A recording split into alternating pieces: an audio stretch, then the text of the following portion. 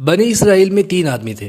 ان میں سے ایک آدمی کے چہرے پر برس کے داغ تھے، دوسرے کے سر پر بال نہیں تھے اور تیسرا آنکھوں سے اندھا تھا۔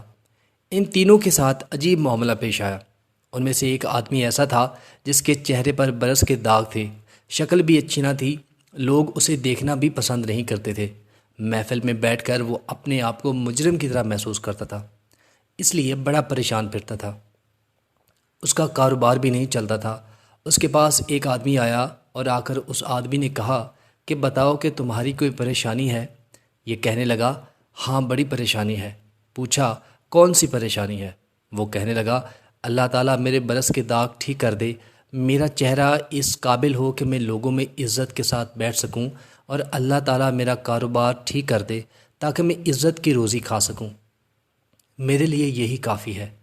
چنانچہ اس آدمی نے دعا کی، اللہ تعالیٰ نے اس بندے کی برس کی بیماری کو دور کر دیا اور اسے ایک اونٹنی عطا کی۔ اونٹنی کی نسل اتنی بڑی کہ ہزاروں اونٹوں اور اونٹنیوں کا مالک بن گیا۔ اب اس کا شمار امیر آدمیوں میں ہونے لگا۔ پھر وہ آدمی دوسرے کے پاس گیا جس کے سر پر بال نہیں تھے۔ لوگ اس کا مذاق اڑاتے تھے اور اسے گنجا کہتے تھے۔ کاروبار بھی اچھا نہیں تھا، لہذا پریشان بھی رہتا تھا۔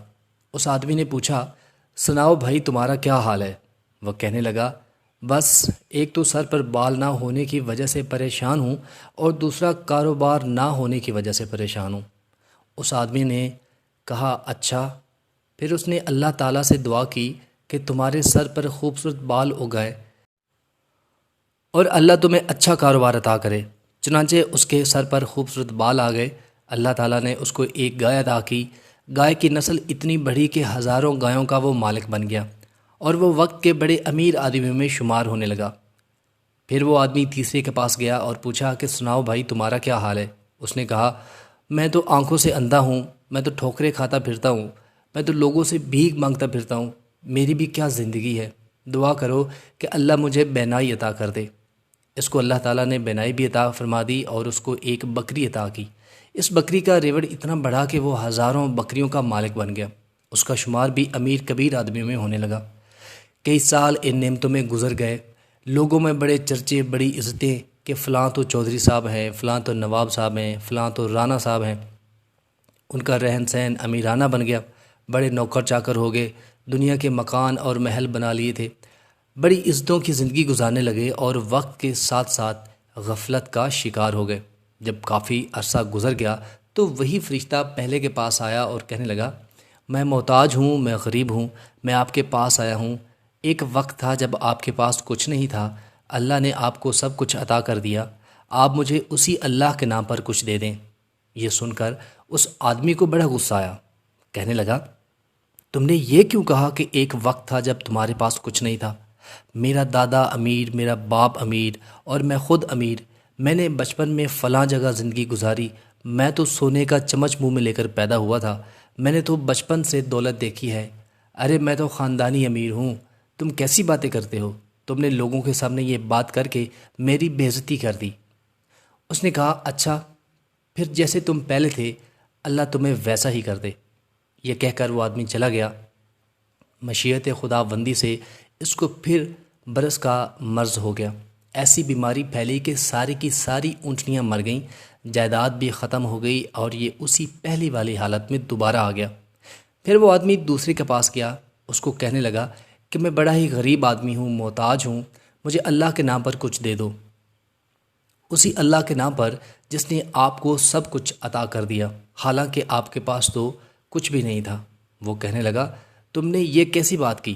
ارے میں بڑا عقل مند آدمی ہوں، دنیا مجھے بڑا بزنس مین کہتی ہے، دنیا میرے فیصلے تسلیم کرتی ہے، میں نے فلاں کاروبار کیا، ایسا سودا کیا، مجھے اتنی بچت ہوئی، فلاں کیا، یہ کیا، میں نے محنت سے کمایا، بغیر محنت کے کچھ نہیں ملتا، تم ویسے ہی چل کر آگے ہو بھوکے ننگے بن کر، تمہیں کیسے مل سکتا ہے؟ ہم نے یہ محنت کی کمائی کی ہے، کوئی آسمان سے ویسے نہیں گر گیا، ہم نے دن رات اس کے پیچھے محنت کی، تب جا کے ہمیں یہ پھل ملا۔ جب اس نے اس قسم کی باتیں کی تو یہ آدمی کہنے لگا اچھا ٹھیک ہے پھر تم پہلے جیسے تھے اللہ تمہیں دوبارہ ویسا ہی بنا دے۔ جب اس نے بد دعا کر دی تو اس کی گائیں سب کی سب مر گئیں، جائیدادیں نقصان ہو گئیں، اس کے سر کے بال بھی جاتے رہے، جس حالت میں وہ پہلے تھا اسی حالت میں وہ دوبارہ ہو گیا۔ پھر وہ تیسرے آدمی کے پاس گیا اور اس سے جا کر کہا، میاں میں محتاج ہوں، میں غریب ہوں، مجھے کچھ دے دو اسی اللہ کے نام پر کہ جس نے آپ کو سب کچھ عطا کر دیا، حالانکہ آپ کے پاس تو کچھ بھی نہیں تھا۔ جیسے ہی اس نے یہ بات کہی، اس آدمی پر عجیب سی کیفیت طاری ہو گئی، آنکھوں سے آنسو آنے لگے۔ وہ کہنے لگا، بھائی تم بالکل ٹھیک کہتے ہو، میں تو اندھا تھا، میں تو لوگوں کے سامنے ہاتھ پھیلایا کرتا تھا، میں تو در بدر کی ٹھوکریں کھایا کرتا تھا، میری دنیا ویران تھی، میں بھیک مانگتا تھا، لوگوں کے سامنے کشکول پکڑ کے جایا کرتا تھا۔ ایک دفعہ کوئی خدا کا بندہ آیا، اس نے دعا کر دی، میرے رب نے مجھے آنکھیں دے دیں، اور ایک بکری ایسی دی جو اتنی برکت والی تھی۔ آج دیکھو دونوں پہاڑوں کے درمیان جتنا ریوڑ نظر آتا ہے، یہ سب میرے مولا کا کرم ہے، یہ سب میرے مولا کی دین ہے۔ میرے پاس اپنا کچھ بھی نہیں تھا، یہ کسی کی دعا لگ گئی۔ میرے دوست، تم اس اللہ کے نام پر مانگنے کے لیے آئے ہو، میرا ریوڑ تمہارے سامنے ہے، تم جتنا چاہو لے سکتے ہو۔ میں اپنی اوقات کو کیوں بھولوں، میں تو وہی اندھا ہوں، میرے مولا نے مجھ پر کرم کیا۔ اس اجنبی شخص نے کہا کہ تمہیں مبارک ہو، میں اللہ کا فرشتہ ہوں، اللہ تعالیٰ نے مجھے 3 بندوں کے پاس امتحان کے لیے بھیجا تھا۔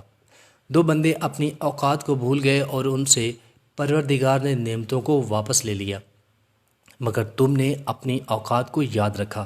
جا، اللہ تیری عزت میں اور مال میں اور اضافہ کرے۔ چنانچہ یہ آدمی بنی اسرائیل کے بڑے باعزت مالداروں میں بن گیا۔